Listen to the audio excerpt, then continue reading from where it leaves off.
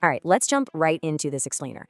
The 2026 World Cup is honestly giving us a beautifully complicated story. We're looking at a tournament that's split right down the middle, guys. On one hand, you have pure, unadulterated joy out there on the pitch. And on the other, well, unprecedented logistical chaos off of it. Let's dive in. Just listen to the pure, defiant joy in this quote from a player for the Democratic Republic of Congo. You know, everyone, and I mean everyone, expected Cristiano Ronaldo and Portugal to absolutely crush them. Some pundits were literally predicting a 5-0 defeat. Instead, the DRC fought back for a historic 1-1 draw. You can just feel the electric energy of that moment. It's the ultimate David versus Goliath story, brought to life on the world stage. But that incredible high brings us to a massive contradiction. How does a tournament with such pure underdog magic on the grass face such unprecedented, intense controversies behind the scenes? How do we reconcile the sheer joy of the game with the heavy friction of the real world? The African underdog uprising. These teams are completely rewriting the script of this expanded 48-team tournament, proving that the gap in global football is closing fast. You have the footballing royalty of the Iberian Peninsula, Spain and Portugal, packed with world-renowned elite stars. And up against them, the incredible resilience of Cape Verde in the DRC. We're talking about a tiny island nation taking on the number 2 ranked team in the entire world and holding their own. It's incredible. These early upsets are absolutely mind-blowing. Get this. Cape Verde's goalkeeper literally denied Spain 23 times to secure a 0-0 draw. 23 times. Then you have Morocco drawing against the mighty Brazil and Egypt tying Belgium. This first round firmly belongs to these underdogs who are defying all global expectations and totally turning the tournament on its head. $15,000. Okay, let that number sink in for a second.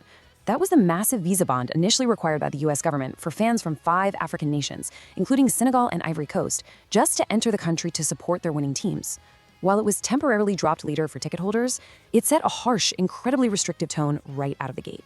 And right on the heels of that visa bond, we hit 11 grand. Yep, $11,000.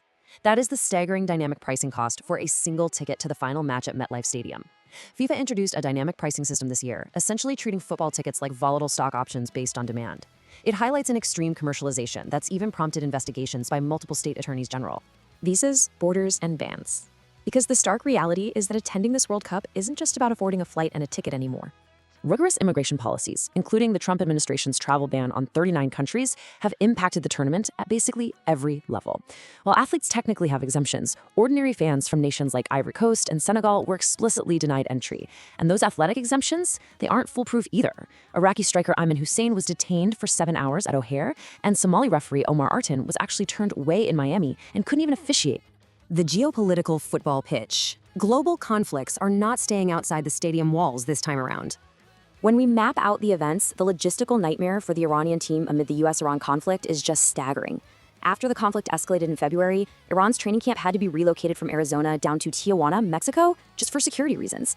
By June, large portions of their coaching and administrative staff were denied US visas, and the Federation's fan ticket allocation was completely revoked just days before kickoff.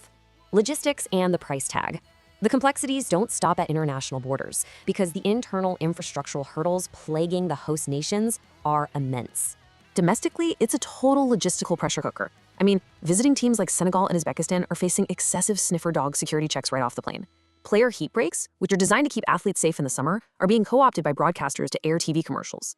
And get this, celebrating New York Knicks basketball fans literally destroying World Cup shuttle buses in New Jersey due to transit efficiencies. It's absolute chaos. Furthermore, the environmental toll is massive. This expanded cross-continental tournament relies so heavily on air transit for both teams and fans that it's pushing the estimated carbon footprint to a record 7.8 million metric tons.